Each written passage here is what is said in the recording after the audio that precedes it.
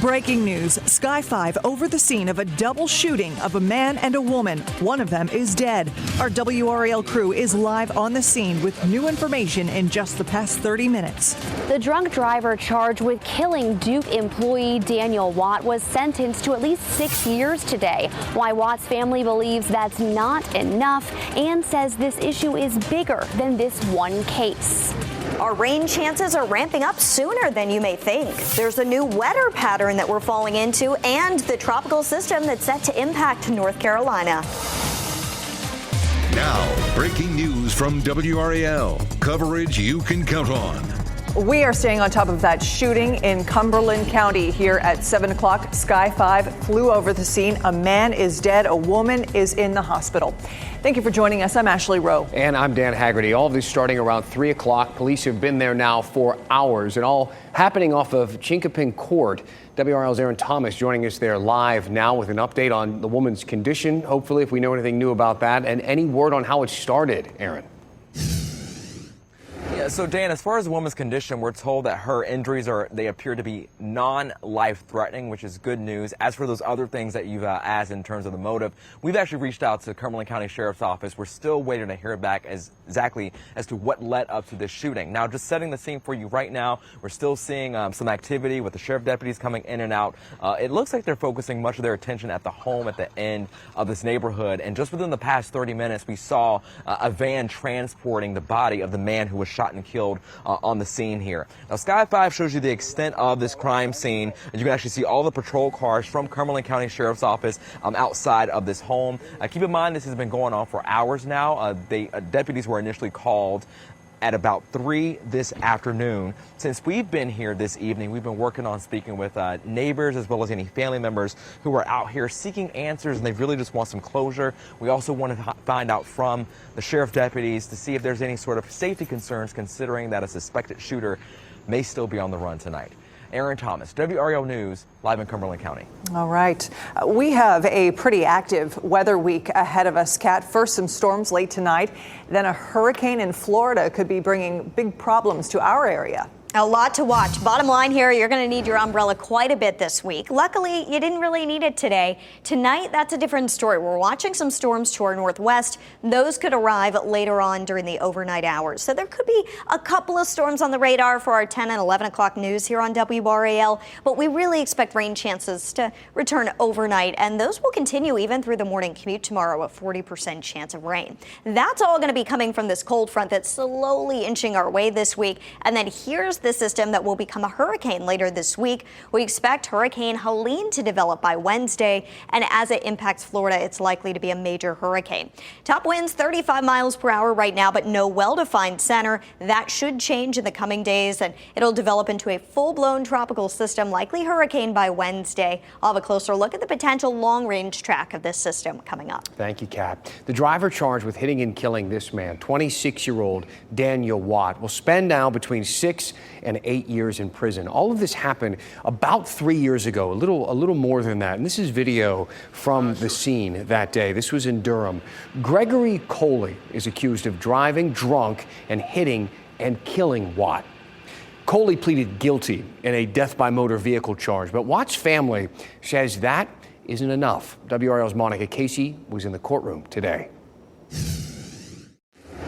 The courtroom in this Durham building was filled with tears this morning, with family of Daniel Watt grieving for their loss and airing frustration over how his case was handled by the district attorney's office. There's a perpetual hole in my heart. Who can let me feel? I'll only be there. Daniel Watt's father shared his pain during today's plea hearing. You destroyed my dream and my wife's dream. You killed my baby boy. You killed him. That loss made more difficult by the family's frustration over how the DA's office handled the case. The decision to extend grace under these circumstances is a slap in the face to me, to my family, to Daniel's community, and to anyone whose life has been impacted by the selfish decision of a drunk driver. Gregory Coley was sentenced to 6 to 8 years in jail. He apologized to the Watt family in court. I cannot begin to imagine the grief you are experiencing, and I deeply regret that my choices contribute to such sorrow The family believes that sentence is too light. We are happy that this chapter is closed. We are not satisfied with the result. In a statement, the DA's office expressed condolences for Watt's death, writing, quote, "We understand this is not the outcome Mr. Watt's family wanted, but as a prosecutor's office, it is our duty to make difficult and fact-based decisions every day that unfortunately may not always align with valid emotions surrounding a case." But the family says this is bigger than Daniel's death. How, as we, as a society, going to deter this if we keep letting people drink, drive, and get off free. In Durham, Monica Casey, WRAL News. There have been thousands of drunk driving crashes since Daniel Watt died in 2021. More than 12,000 happened last year alone. These make up a big chunk of the traffic deaths in our state, 22.4% last year. That's 377 people. Some were the ones who chose to drink and get behind the wheel. Others, like Daniel Watt, made a much better choice, the right choice. He called an Uber. A lot of other people call an Uber or a Lyft. But it was someone else who made the wrong choice that made all the difference in the end. Let's move now to the November election. The Mark Robinson saga just keeps unfolding. The lieutenant governor was in Wilkesboro today, west of Winston-Salem, for a campaign event. He responded to the CNN report on the graphic comments he made years ago on a porn site, and he talked about next steps after several campaign staffers stepped down over the weekend. Robinson himself is not stepping aside, though. He says he is staying in the race. Some Republicans are standing by him. Others have been more critical. Joining me now is one of those more critical Republicans, former North Carolina Governor Pat McCrory. Thank you for being here tonight. You're welcome. You have been through many campaigns in your career. In your experience, is this exodus of campaign staffers as dramatic and chaotic as some say it appears? It's probably the most we've ever seen in North Carolina political history, although at least the top two staffers were part of the people enabling this candidate, making a lot of money while doing it. Now all the money's being cut off and they're walking away. So I don't really consider that to be courageous. But at the same time, our party, under then leadership of Michael Whatley, failed in doing basic vetting for such an important job as governor. Many of us knew some dilemmas in his resume regarding bankruptcies in business and potential corruption with the businesses that he and his wife ran. So nothing should come as a surprise. And during the past many months, there have been many rumors out there regarding the lack of vetting that sooner or later would get out. And that's just irresponsible for such an important job, especially when we had two other very well-qualified candidates in the primary that I think could have very easily won the governor's seat and brought the mansion back to the Republican Party so we could continue some sound economic business and fight crime like we used to. This is not the first time that you have talked about vetting challenges and issues. You talked about it on CNN last Friday. I want to play a clip from that. Take a listen. With all due respect to Michael Whatley, who's now chairman of the party, of the national party, when he was North Carolina chairman, they should have done a better vetting job for such an important job. You can get away with this when running for lieutenant governor, where there's very little vetting. But when you run for the governor's office, believe me, people are going to check into your background. Sure. It's a very, very important job. So we asked the state Republican Party about this, and a spokesperson pointed us to the party's so-called plan of organization that basically states on your screen, party officers shall refrain from utilizing the powers and dignity of his office or position in any Republican primary for public office at any level. So to you, former Governor McCrory, are we supposed to take that to mean that the party doesn't vet its candidates? Well, I guarantee you who was vetting the candidate was the Democratic Party. And they were wanting Mike Robinson to win. And they couldn't wait for the primary to end because they did their job and vetted the opposition. It's called opposition research. And one of the things I always did, whenever I'm interviewing someone, I said, you ought to do opposition research on yourself. And Robinson should have done that to begin with, but he knew most of it and went on. So, you know, I hope this isn't true, but the fact of the matter is, if something like that wasn't true, I'd be fighting a lot harder and stating my case with specifics. But even before this, there has been just a steady roll of information out, and it's very discouraging to me, especially when we knew we had two very good candidates, Dale Folwell, Bill Graham, Mark in Greensboro, and Mark Walker in Greensboro. Yeah. They would have been all good candidates who I think could have won. And I want to get to a bit more of what you were talking about explaining. During his event in Wilkes-Barre today, Robinson was asked if he is taking steps to prove the report is not true. Let me play a clip of that response. I want to get your thoughts on the other side. We're in talks right now, everything up to legal counsel to take CNN to task for what they have done to us. We are going after them, okay? We are going to go after them for what they've done. But we have 5 weeks left in this race, folks, and make no mistake about it. We are not going to let CNN throw us off of our mission. Okay, so what do you make of Robinson's suggestion of a lawsuit there? Not really explaining or trying to defend himself, but instead just talking about a lawsuit. Well, I've been attacked in many different ways, and some of them inaccurate ways by members of the media many, many times. But what you do is you immediately state where there are inaccuracies, and you state it as strong as possible, and you get into specifics, especially if it's something that would impact your family and your reputation. You don't wait. You do it right away. But even before this, there were things rolling out that are contrary to the character and the fiscal responsibility of my party here in the state. So there are things we should learn from this as a state Republican Party, and it's happened to the Democrats before too. Cal Cunningham in a Senate race, I believe, and other things. So it's happened to both parties where if you don't do the right vetting, it will bite you at the end of a campaign when these things are released. And believe me, this was most likely released in a scheduled timing manner. That's the way politics is working right now. And they did it in such a way where it was too late to find another candidate. Maybe that's just coincidental. I don't know. But I put that responsibility on us, on our party. All right. Governor McCrory, thank you again for joining us and sharing your insights. Appreciate it. Thank you. Demand for childcare in North Carolina is on the rise. Makes sense, our population is growing, but the number of childcare centers is getting smaller. More sites close every month. Here's a look at why in about 2 minutes.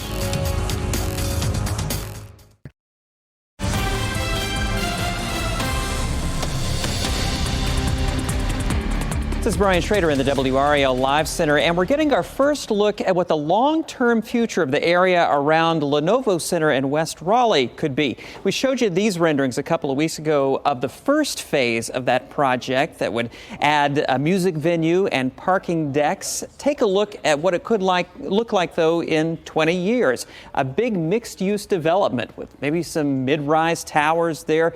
They're looking at a mix of retail, office space, and also some parking solutions there for that side of Raleigh near the Lenovo Center and Carter Finley Stadium. This is all part of a rezoning package that has been sent to the City Council. We're working to get some more details about this. Look for more reporting later tonight on WRAL News. Brian, thank you so much. What we cover here is about development and this place just exploding in population. Despite that, though, more than 100 childcare sites across the state of North Carolina have closed in the last year. 16 in just the last 2 months. It's all because federal funding is about to go away. It's going to run out at the end of the year. As WRAL's Eric Miller reports, the childcare providers are barely hanging on right now, and families are scrambling for alternatives. It's important to remember what's been going on behind those NCDHHS numbers. The federal government provided hundreds of millions of dollars in assistance during the pandemic. That money ran out in June. The state government then stepped in at the last minute, providing $67.5 million. But with that funding set to dry up in December and costs continuing to mount, the pressure on this industry has only continued to increase. There's plenty of things that are hard about motherhood, but for Ashani Gaston, finding childcare has been one of the hardest. Garbage. It's been horrible. The Durham mom of two says it's not just the cost. You're paying close to rent. But the lack of options. We need funding so that we can keep childcare.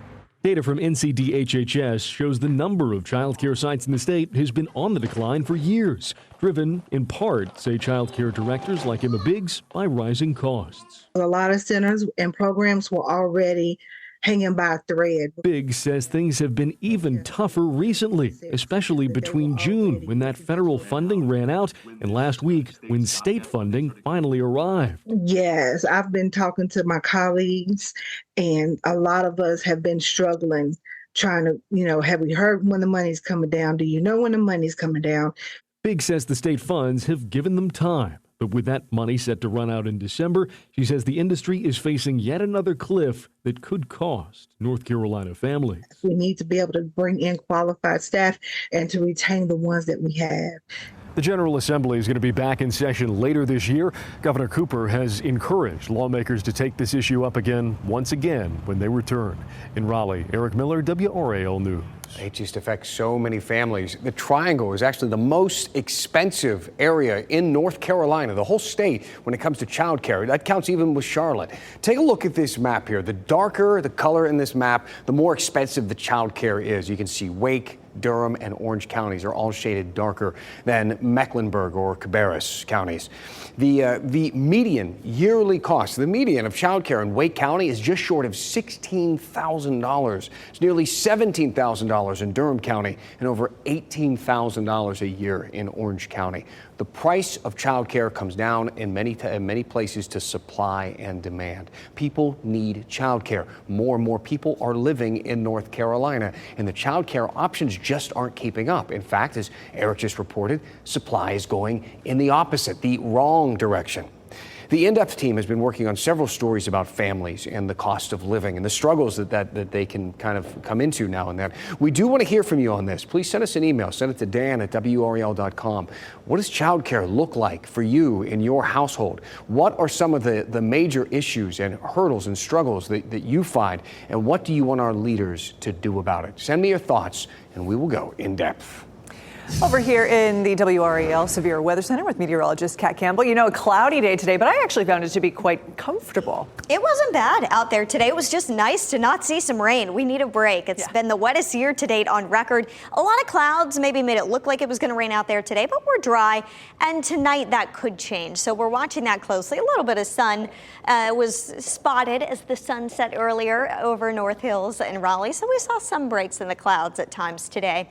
But we've got those changes coming. Here comes our cold front, and this could drag some scattered storms into the area overnight. That does not mean that everybody's going to see rain tonight. These are going to be scattered storms, but I want to give you a heads up. They could be moving through while you're sleeping. So as we look ahead on Futurecast, as this front gets closer, it'll drag some of those storms through overnight with a few lingering into the morning commute tomorrow. We do have about a 40% chance for rain tomorrow morning, and then just some on and off rain as we head throughout the day. 10 o'clock tomorrow night, there could still be some storms around, but notice the front has really barely moved. It's going to stay to our west again. Wednesday, that could generate some more scattered storms on Wednesday.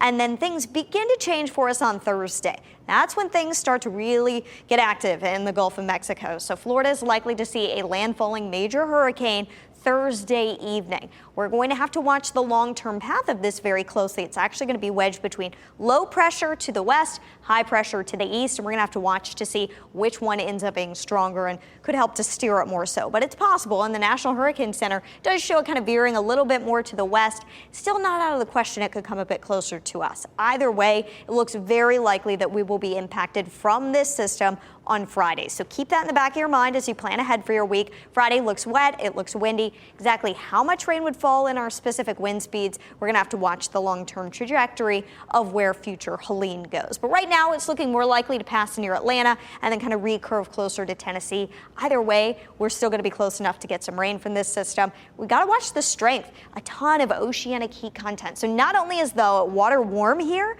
but the water that's warm is very deep, and that just gives it an endless supply of food for these hurricanes to strengthen, unfortunately.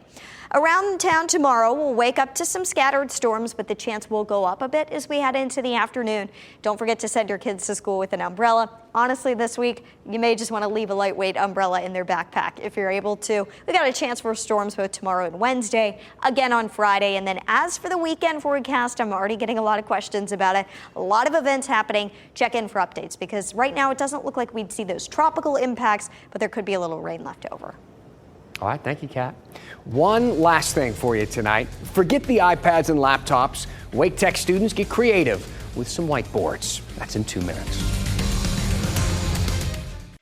As we close things out tonight, usually we put the subject of our next big story in big, huge, bold letters on the monitor here, but not this one. I think we should go, we'll get rid of the high tech. Bring it in. Let's go for the low tech tonight. So for our one last thing for you this evening, we're dumping the fancy screens. We're going back to the whiteboard, just like the students did at Wake Tech. Look at this super detailed map of the world drawn out on 6 whiteboards in the Wake Tech East Student Commons area. And it's not just geography. They use the whiteboards for math, psychology, pretty much any subject at school. I love that. Good on them. There's something about writing it out sometimes. Exactly. It just clicks a little bit differently in your brain, doesn't it? I think that's great. I don't know and if we have especially with the world map. Wow. No. How about that beautiful shot there? Somebody could draw it, not me. Thanks for making WRAL your choice for local news. Have a great night. Keep watching WRAL News over the air Channel 34 and Spectrum Channel 1257.